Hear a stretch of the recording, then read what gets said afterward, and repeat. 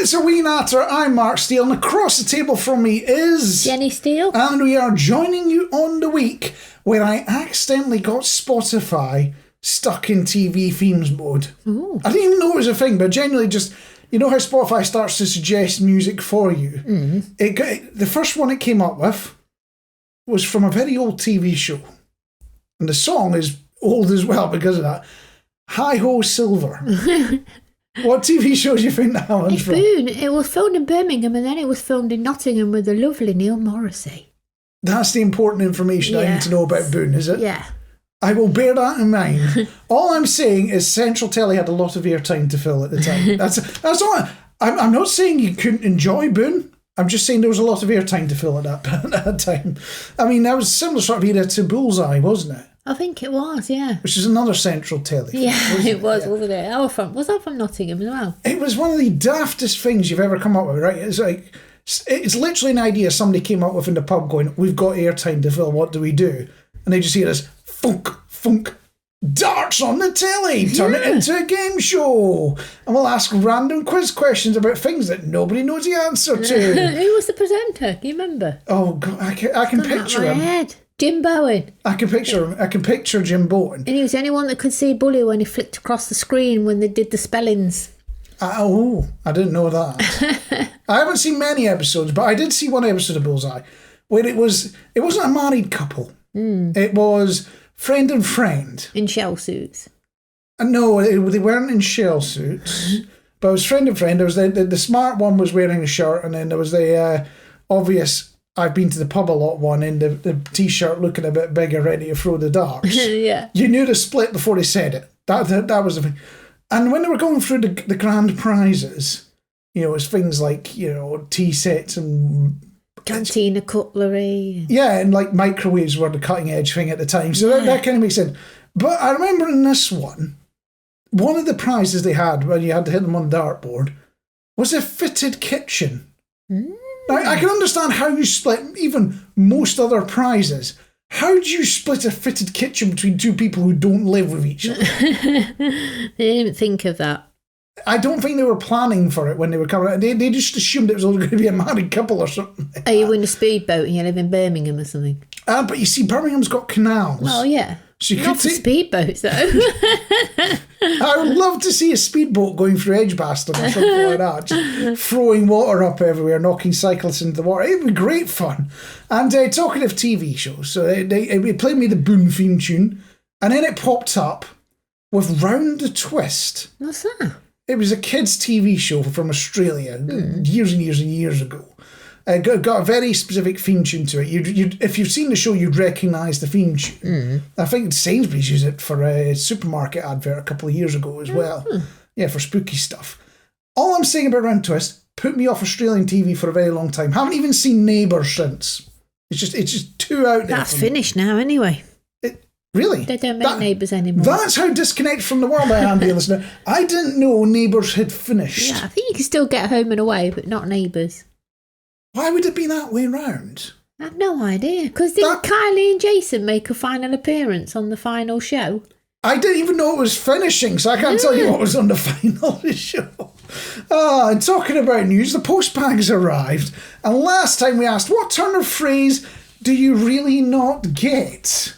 He says, flicking the paper around, because I'm being very old-fashioned. If you're on the internet where you've got video, you will see me right now with a big pile of papers, which is all your communiques printed off. They will go into recycling, don't worry. I'm not going to stick them in the back garden and burn them or anything like that. They will be reused. I'll probably print them on the back, but you get the idea. You get the idea. We're not making complete waste.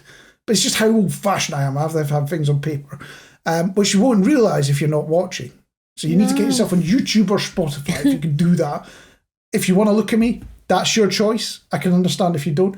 But Slap Ups has been in touch, saying, for me, it's cheap at half the price. I never understood it. It was having a crack at what's thought to be very expensive by my calculations. 2 times as cheap would make the price reasonable and correct. Weird. This feels like one of those moments. I've got to think about that one, Slap Ups. This feels like one of those moments where you have got yourself into an interesting mental state I'm not accusing you of doing drugs or anything like that. I'm just saying you've got yourself into a mental state where you are thinking in graphic detail about the world. And you're sitting up on half cheaper, half the price. That doesn't make any sense. But then I propose to you, you buy one, you get one free. I say you buy one, you get one free. That is messing with your mind, that stuff. Because the one thing I never got, right? Because the other thing double glazing companies used to do, they didn't just do cheesy television ads. They would ring you up in the middle of the day. So your house phone would start ringing, you pick it up, and they try to sell you double glazing. Who on earth is just pottering around the house going, do, do, do, do, do, do, do, ring, ring, pick up the phone. Yeah, I want to spend a couple of grand on double glazing. I hadn't thought about it before, but I really want to spend the money. Somebody must have done it. If it was you, you need to sort it out. You need to stop doing these things. Seriously, they're just going to move on to the next scam. You'll keep losing your money. Also be in touch with us, Age, saying good morning. I was about to read the wrong bit there. It's going to say good morning to you, but this could be any time of day. This product is RSPCA approved. I can understand the general gist of the phrase, advertised on many things, but not quite things like cooked chicken, as I'm sure the chicken we preferred, the RSPCA was involved before it got in the oven. I see where you're coming from there, Age. And it also said, have a wonderful day. But it has also made me realise... the chicken. The chicken might be into it, you never know. But it has got me wondering, right? So you've got these products that now say gluten free because gluten upsets a lot of people because celiac and all that. So they've got all these products that say now without X, Y, and Z in them. There is nothing stopping somebody from selling a breakfast cereal that will go next to all these healthy ones, and then you could pop one up there that says now asbestos free. Well, you could, yeah. And then nobody would assume that you put asbestos in the breakfast cereal, would they? No. And we all know asbestos is very bad for you. Generally, if it gets out, and especially if it's in little flaky bits like breakfast cereal. Yeah. If you imagine it on shreddies or something like that. So you've now got this cereal that's supposed to say, I've not got asbestos in me. So you go, hang on, I didn't think they needed to point that out. So then look at the rest of the breakfast cereals and go, which one of those has got asbestos? I can't risk consuming asbestos. I can't touch any of the other breakfast cereals. And you will buy the breakfast cereal that I'm marketing. Mine goes on sale on Monday. Yes. So if you haven't been down to the supermarket yet, go down there right now and get your asbestos-free cereal that we are now flogging in select supermarkets. So thank you for that one, Age. And thank you for that important piece of marketing genius you have given us. Also be in touch, Victoria Porter saying the most out of place I felt was meeting my ex-in-laws.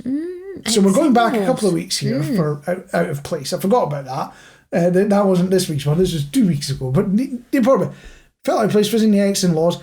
Invited to tea, and the ex-mother-in-law spent the whole time making spiteful remarks. Ooh.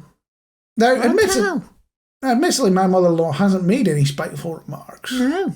You haven't got a mother-in-law. Well, you have, but she's not. Well, you know. Which makes it sound like a really bad tagline to the joke there, doesn't it? No. But it's always struck me as a bit weird. It's like the comedy shows where you're hating your wife. It's like, is that really how your relationship is? And if so, why are you still in that relationship? But anyway, here with Victoria Porter.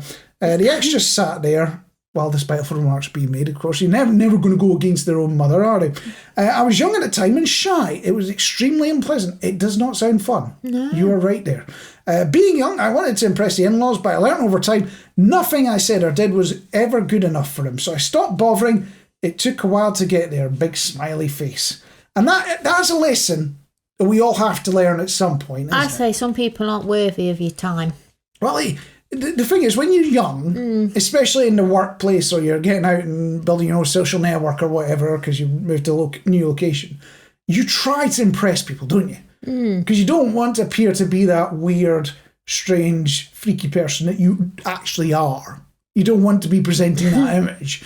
So you're trying to act all cool, and you're trying to act a certain way, and then after a little while, you realise the people that you're showing off to, whether it's colleagues and bosses at work, or whether it's somebody you're trying to befriend in a pub or whatever.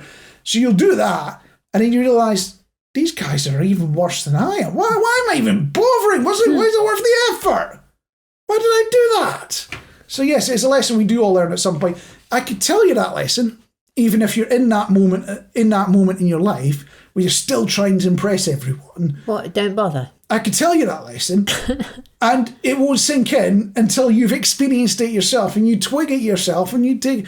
There's just some things in life like that. People tell you a million times, do X, Y, and Z, look after your back, brush your teeth, yada, yada, yada. And if you don't do it, you could hear it a million times, you just get sick of it, and then you learn the hard way when something goes wrong. Yeah. Not I'm suggesting you shouldn't brush your teeth there, but it was just an example that popped into my mind. Also being in touch, Sam Killip. This is a new one, isn't it? Sam Killip.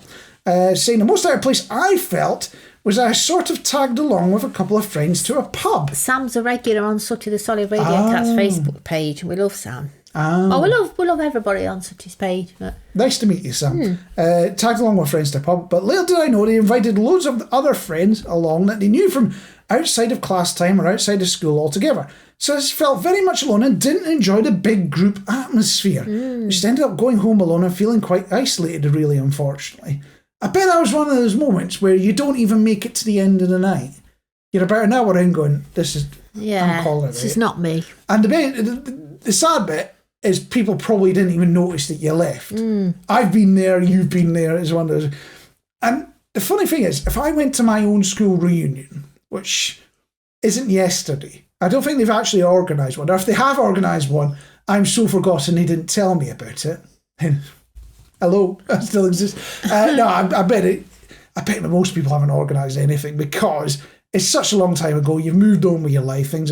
I couldn't even tell you who these people were if I met them face to face now. I could not put names to their faces or anything like that because life has moved on so much from school. Yeah, it's weird. I never got the whole American, 20, 25 years since you graduated school or university or whatever, and you come back and have a party. It just feels like it's going to be a load of people showing off. Yeah. And realising that you weren't as cool as you thought you were. Or you see all the people that used to bully you or something, wouldn't you? Other people that were used to bullying you. That's what, if people were bullied at school, you'd see all the bullies, wouldn't you? But then you might be a strong enough character now to just give them what fall back. So what Jenny's there, dear listener, is if she goes to a school reunion, she will be thumping somebody in the car park. I'm going to deck everybody. At least you're honest about it. At least she's honest about it. Finally, Matthew Summers has been in touch saying, yes, Jenny, I know of the can't see green cheese phrase, but I had no idea it was a Scottish phrase. Oh, and I was just about to say it. I thought you'd heard of that, Matthew, because you're Scottish as well, but is it a Scottish phrase? It is a Scottish phrase. As for the northeast phrases, we're talking northeast of Scotland, not a YI pit type area, because that's the south, as far as I'm concerned. Because where I come from, it's south of where I come from. So we're talking the northeast of Scotland. I had a friend from that way explain that there are multiple meanings for the word fit, which completely baffled me, but I found quite amazing. Can't remember all the meanings are. Baby Mark knows having Doric-speaking relatives. Yes, and the classic one is the phrase, fit, fit, fits, fit, fit. It's a question. Fit, fit, fits, fit, fit. Is that instead of going blah, blah, blah, blah? Or etc., etc., etc.? Oh, there's an American equivalent of it with like buffalo, buffalo, buffalo, buffalo, buffalo, or whatever it is. You just say buffalo over and over. I can't remember how many times, but it does genuinely mean something. Fit, fit, fits, fit, fit is which foot, fit, fit, fits. That's not Morse code. So fit, fit, fits is which foot fits. Fit, fit is what foot. So fit, fit, fits, fit, fit is which foot fits which foot. Like you're putting a pair of shoes on or something like that. Oh my word. I'm not making it up. I'll admit, I did have to get the cheat sheet out. What if you've got a stutter? Then you're in real trouble. Oh, that was open all hours, wasn't it? There's a reason open all hours was not made in Peterhead. That's all I'm saying about that. But yes, can't remember readings. Also, the denial of the existence of outworth is outwith. You remember the word outwith? Outwith. Apparently, it's not a word unless you're from Scotland. Then it is a word. Outwith. Yeah, Microsoft Word does not accept it as a word. It's an outrage which angers me and gives me all the red lines when I type it. Also, Ray Mears is the real deal and infinitely better than Bear Grylls. I'm not going to argue with that one. I agree with it as well. I mean, Bear Grylls does some good stuff with the Scouts and whatnot. I'll give him that. You got points for that in charity work and whatnot. But Ray Mears, when it comes to survival stuff, you got the impression Ray Mears actually was there and did the things and stayed overnight. I thought he was a snooker player. I thought he was a snooker player. Ray Mears, isn't it? Who am I thinking of then? I have no idea. Was that Ray Reardon? I don't know. You're asking me about sports people. Let me know, Matthew. My knowledge of sports people is very minimal. So they're controversial, but I said it. You did indeed say it, Matthew Summers. And on that note, let's have a wee natter. Did you ever enjoy something when you were younger, whether it's TV show, computer games or whatever, and then you come back to it many years later and you realise it wasn't as good as you remember it being? Nostalgia has covered up a lot of nasties. Yeah, you ever had a moment like that? Maybe Sonic the Hedgehog. Sonic the Hedgehog? Yeah, sorry Sonic. Or Outrun, or the game that goes finish him. That's Mortal Kombat. That's the one, Mortal Kombat. Yeah. I was never really good at fighting games. I wasn't. You just mash random buttons. Sonic was just too fast for me. I couldn't keep up with it. It's just like, nope, can't play it. Never got past maybe World 1 or something, whatever the first one is. Very rare I got to the end of that, never mind any further. And Outrun, that's a racing game, isn't it? It used to be an arcade game. Yeah. And here's the depressing bit, dear listener. I bought Jenny a copy of Outrun to play on the little portable Switch we've got. Yeah. How many times do you think she's played it? Once. Oh, twice, I think. But twice? That's it entirely. I spent £5 on, Sega Classics or something like that so you could play that. Sega. £5 wasted on that. It was outrageous. I mean, for me, it was my brother's got the Nintendo 64. It's an old console. He's been holding on to it. Been playing 007 GoldenEye. It doesn't hold up. It was a great game at the time. And we used to run around, playing slappers or what. That sounds weird, saying playing slappers. It was a genuine thing. There was a mode in the game where you'd run around just slapping people. That was no other weapons, just slapping. Oh. It was a genuine thing. And you could put it on a mode where one hit kill as well. Oh. So it could be deadly slaps. So you could run around and they'd be dead. The one thing that definitely wasn't allowed was anyone to play as Odd Job. You familiar with Odd Job? No. He's not a particularly tall gentleman, wears a little bowler hat and used to flick it in the films. And well, yeah, if you played as him in the computer game, he was smaller than everyone else was. So you keep missing him when you're shooting at him. So it was like cheating, allowing somebody to play as Odd Job. Yeah. So it was almost always banned when I played with anyone else. But nowadays TV shows can be a bit like that as well. You watched them many years ago. You see them crop up on one of these classic TV channels, and you go, "Oh, I'll give it a shot." And you go, "Oh God, was it really that bad?" I mean, imagine watching House nowadays. It's been out a good number of years. You seen House before? No, I haven't seen House. An American medical show.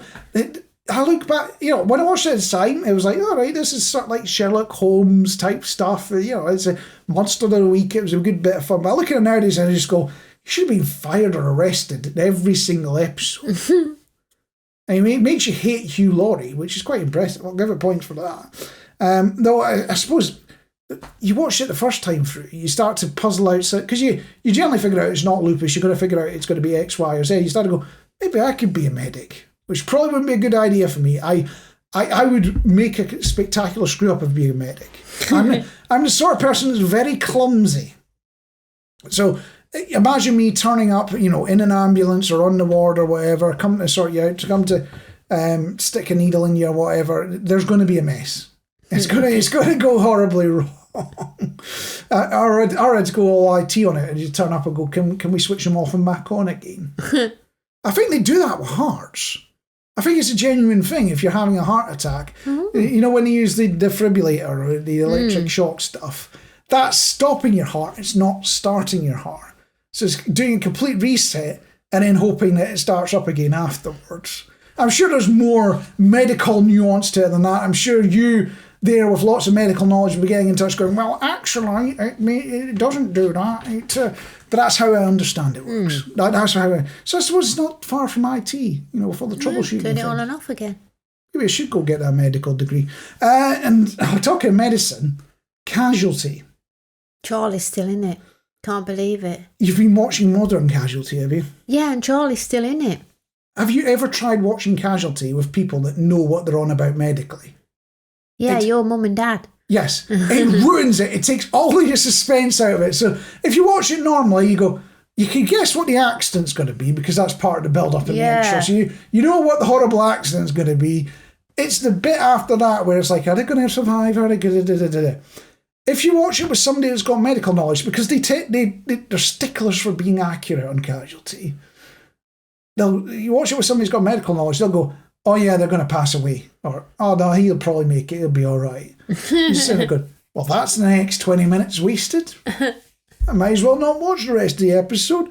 Although somebody mentioned when I was looking up old TV shows and things like that, NCIS, which is a bit of a fun. It's a procedural show, there's some sort of crime, usually to do with the Navy Criminal Investigation Service, and they go and solve it. And there's always daft fun things in it. Like, I think there was one episode I saw once where two people are typing on a keyboard at the same time to keep hackers out. Oh. Which is totally it. Imagine us. So I've got a keyboard in my hand here, dear listener. A standard QWERTY keyboard. If I start typing on one side and you start typing on the other, Jenny, or maybe even make it a freeway with you, dear listener, you type on the bit in the middle, do you think we'd be able to stop the hackers? No. It's daft, isn't it? It's silly fun. That's how I view NCIS. And the other way, I sort of had this epiphany about NCIS. It's effectively the American version of Heartbeat. Really? It's a police procedural. Mm-hmm. Admittedly, it's Navy police, but it's police procedural. It's all quite cosy. It's all quite friendly. The bad guy almost always gets caught, and the plots are generally ridiculous. Which is a good description of Heartbeat, which was on about a decade before NCIS appeared. I know there was JAG and things like that, but to me, in my mind, the two of them are from the same genus. They are the same sort of TV show. You look utterly confused and bamboozled by that. Why are you... I've never seen it, so I don't know. But You haven't seen NCIS? This is American. It is American. See, I haven't seen it. Do you just not watch anything American Not at all? Not really. I like British type films and comedies. And She's a wrong one, dear listener, isn't she? She's a proper wrong one. And the other TV show that I've got on my list for things that they haven't survived the ravages of time, Bo Selector. Although, to be fair, it wasn't exactly surviving at the time it came out. I remember little bits from it, but I look back at it now and go, oh God, it was even worse than I remember. They need to bring Citizen Smith back. Citizen Smith? You're about the only person I've ever heard mention Citizen Smith. Why are you obsessed with Citizen Smith? It's good, it's funny. Robert Lindsay is from Nottingham as well. Are you going to start a revolution in your living room? Power to the people, isn't it, again? It's an option, but if Jenny's going to start her own new political revolution, power to the people. We'd like you to join us, dear listener. Join us on this political revolution. We are going to improve the world for everyone. I don't think it'll work, but we'll give it a shot. Are you going to get the berry and things like that? Yeah, I'm going to get the berry, yeah. Well, we'll see what we can do. So we're going to open up to you, dear listener, or even dear viewer, if you're watching on video as well. What shows or films did you love back in the day, but now you're just... no, that didn't survive the ravages of time. A couple of ways to get in touch. Spotify, if you're listening to it or watching it on there, at the top of the page, the question has appeared. You can tap on it and stick your magic in there. You can do the socials at Solid Radio UK or at Solid Sooty. Or if you're on YouTube, apparently I'm supposed to point in the downward direction, and apparently there are comments down there. You can stick them in there. I will see them and I will communicate back with you. Woohoo! Ooh. Why did I make myself out to be an alien? I don't know. But those are the ways to get in touch. We'll find out what films and TV shows and things that you loved back in the day that now just haven't survived. This is going to sound like a weird question, but what would you say, and I hope that's up to you, dear listener, you, Jenny, as well, what would you say is the daftest thing somebody could do to their own house? Paint it yellow on the outside. You clearly haven't been to Tobermory, have you? Ballymore. Or any of these places. Well, Tobermory is a real place. Ballymore is a made-up TV show, let's be honest. But there's all these seaside places where they paint the houses colours or things like that. So I don't think that's the worst thing you could do. I guess put a hole in the wall. Put a hole in the wall. You've clearly lived with some interesting neighbours. When the party wall comes crashing in and suddenly you all live in the same house. Yes, that sounds like fun. I guess, I've been having to think about it. And on my list, build an outhouse for the bog in the 2020s. If you're doing that nowadays, something's gone horribly wrong. Second one is build an indoor swimming pool, which sounds quite sensible if you've got the space for it, until you put it in the loft. Because you imagine all that weight, and you just be wandering around in your bedroom or ground floor or whatever. You see the roof bowing down, you can hear the creaking, and you can see the water starting to drip, drip, drip, drip, and then sploosh. At least everything in the house would get cleaned. Or the final one that I came up with is turn your kitchen into an indoor robot wars arena. Oh. So you put metal on the front of all your kitchen doors, and then you let Sir Kill-A-Lot around your kitchen to cook your dinner. It's got. If I remember, Sir Kill-A-Lot's the one with a flame on it, isn't it? I don't know. My knowledge is very weak on this stuff. I've seen it once or twice. I'm not an expert in robot wars. But can you imagine what the insurance would be like if you phoned them up and went, I've done some changes. I've put an outhouse for my bog out in the back garden. I would just go, all right, that's a bit weird. I've put an indoor swimming pool on my roof. You've done what? Indoor swimming pool roof. Oh, and finally I turned my kitchen into a robot wars arena. Yeah, we're not going to cover you, Mr. Steele. That would be the response to that, wouldn't it? But no, the reason I'm asking this stuff is that genuinely there is a real one I came across, and it's something that anyone could do, just you included. You just have to tell the post office, dear listener. That's all you've got to do, is give your house a name. So if you could name your house, what would you name your house? Name it. There's some pretty names around, isn't there? I don't know, I'll have to make something. I won't go for the obvious, like Honey Nut Cottage or whatever you call them. No. Squirrel Nutkins Dive. Den. The smell I got hit with when I went out earlier today at lunchtime, the poo plant is quite ripe because it's the middle of summer. I mean, you wouldn't want poo plant written on the front of your house, would you? The brambles. The brambles. The cobbles. Bramble is the most generic bush or fruit you could come up with. You're not even declaring it's raspberries or blackcurrants or whatever. You're going, it's brambles. Fairy cottage, even though we don't live in a cottage. Fairy cottage. Welcome to the mansion. I guess, if you lived at number 404, you could say not found is the name of your house. Oh. 404 not found? Like you get on the internet? Oh, yeah. That took you a moment or two, didn't it? Yeah. That's how bad my jokes are today, dear listener. Or you can put a blue plaque up. Not a real one, just name your house with a blue plaque and claim it, it's like a Battle HQ or whatever, from some ancient war, except you live in a new build estate. just get looks of confusion as people walk past going, is that really where they did the... I wonder how long you get away with that one for. I might get a blue plaque made. I've come up with an idea. Or you put the mansion as the name of your property on a bungalow. Yeah, that'll be funny. So when you get your mail delivered to the mansion, it's a 1-floor bungalow, completely your granny ramps and everything. That's the sort of thing you got to do. Or there's somebody around here. I was wandering around the town, around the village. Somebody around here, they put a danger sign in French. Attention aux chiens. Which is beware of the dog. So I'm guessing that's what they called their house. They've called it a house. That'd have to be chat, wouldn't it? Chat? Chat. You don't pronounce the T. Oh! Chat. I was basing what I heard from you, not the knowledge of the French. So, attention aux chats. Yeah. Just one. Although Shats. We're just making fun of daft French words now. That's what we're doing. So with that, and knowing that you could rename your house to almost anything, it's something you could do, dear listener. You name your house, tell the post office, and suddenly you can put it as your official address. Yeah. So I've decided we are going to name this house Wee Natter Towers. And we're going to unveil a little sign for it. So I'm going to getting a sign made as we speak. I've put an order in on the internet. It's got a like a plaque. You know, it's going to be on the wall. We're going to have a ceremony, so I've got a tiny little red curtain on order with a tiny little drawstring. You know the sort of thing they use to reveal a plaque that says the Queen drifted by here once. Yeah. So I've ordered one of those as well, so we can have our little ceremony. And I've got a second plaque, so you've got Wee Natter Towers, and then a slightly bigger plaque that's a picture of me going, "Hey, it's Wee Natter Towers!" Complete with a speech bubble as well. What do you think? No. You do know I've already spent the money on it. Probably have.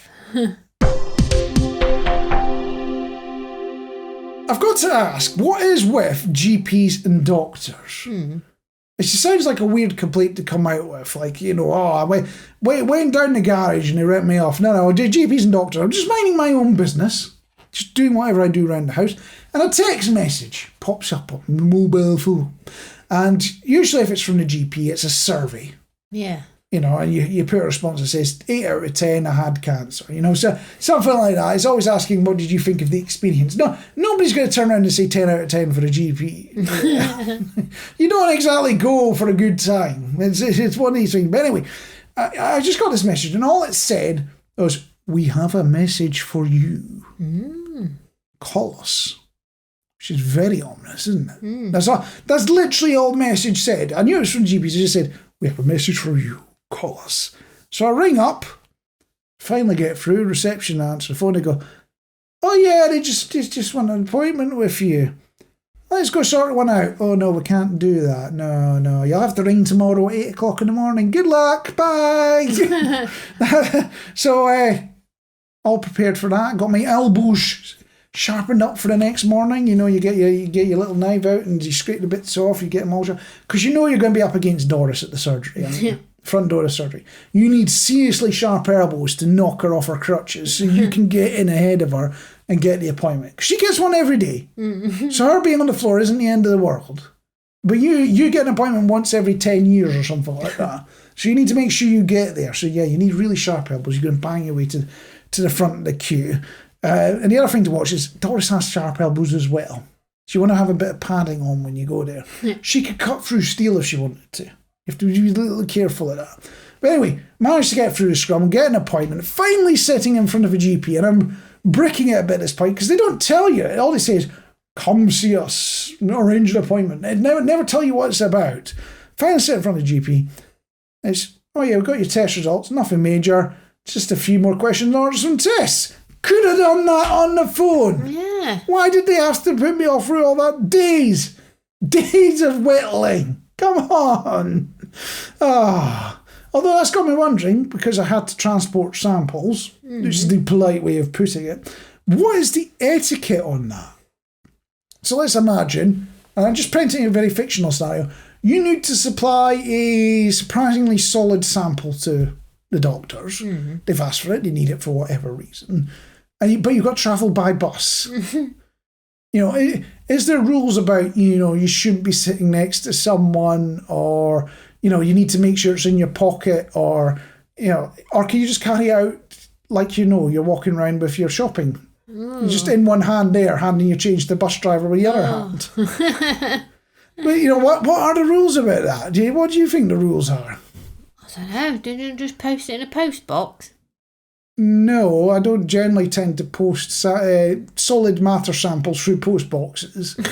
Or at least that's what my lawyer says to say. I don't do that. That wasn't me. It was. Although on a more positive bus note, I end up going on a magical mystery tour at the weekend. £2 because they've got that bus deal on at the moment. Yeah. It means you can go anywhere on all but the actually useful bus routes for £2. But anyway, go on this magical mystery tour. And I've seen bits of semi-rural Nottinghamshire, quite frankly, dear listener, I'll never see again. And for some of them, I'm not going to lie, I'd never want to. I don't know if you've noticed, dear listener, and you, Jenny, as well, it's a bit of a trend now, but organisations have been demanding a return back to the office. So we all went away from the office for COVID, unless you worked in a job where you actually had to do things physically, which I think was your good self, me, and quite a lot of the rest of the world, where we still had to go in and endure all the chaos. But for a lot of office jobs, it was, you don't need to be in the office anymore because COVID, we don't want to spread it around and all that good stuff.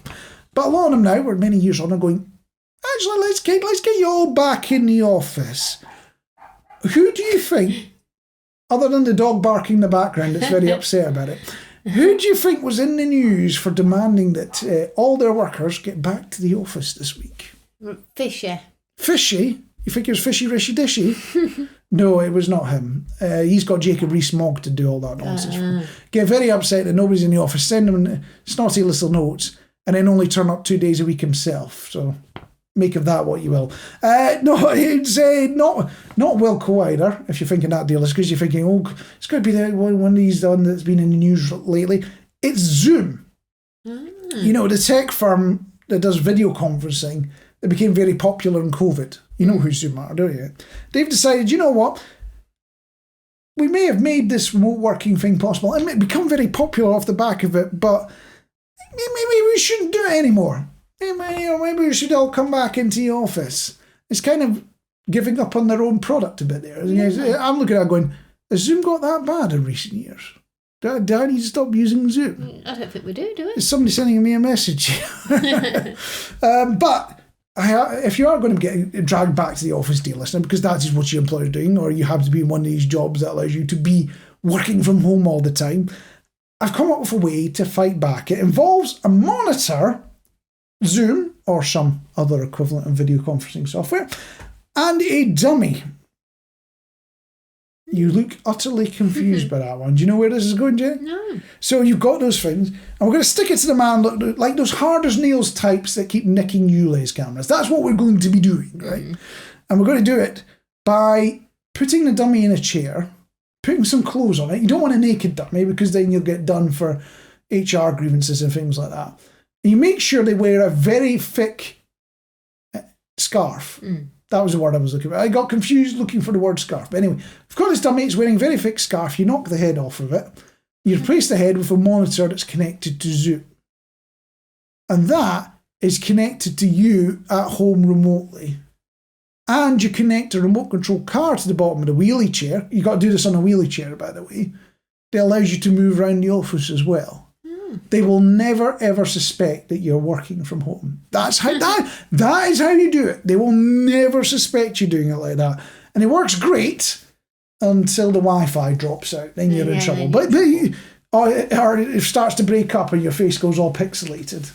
That'll be a fun one to explain. Oh yeah, I'm just feeling a bit under the weather. I'm feeling a bit peaky. Although I guess, if it completely disconnects and it puts a little sad face on because it's disconnected. Are they going to send your dummy to the hospital? Because that could get quite awkward if that happens. So I'm still going to pitch it as a life hack, like those 5-minute hack videos. I guess it wouldn't even be the worst one of those 5-minute hack videos. You know the ones I'm on about, do you? No. Where they're showing you, you just cut your shoelaces and do X, Y, and Z. Yeah. Have you seen any of them recently? Any ones you can recommend? No. I'm just waiting for the one where they recommend how to cut your own toenails. And it involves a belt sander where you're going and away off to A&E.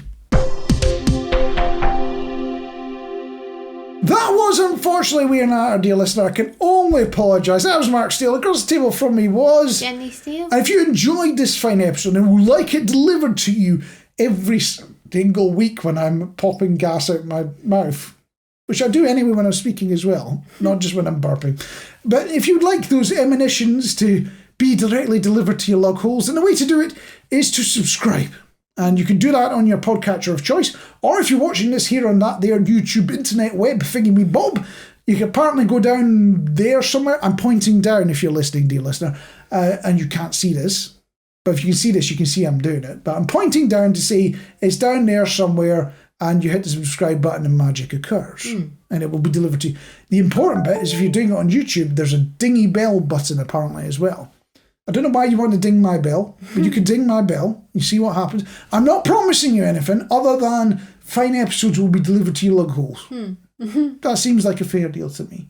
The other thing I'd ask is when you're out and about and you're doing your normal thing and you come up to your personal butcher going, when you're killing off poor Daisy, because, I've got her ripe. She's up to market conditions now.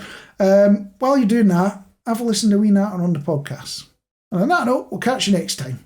Bye.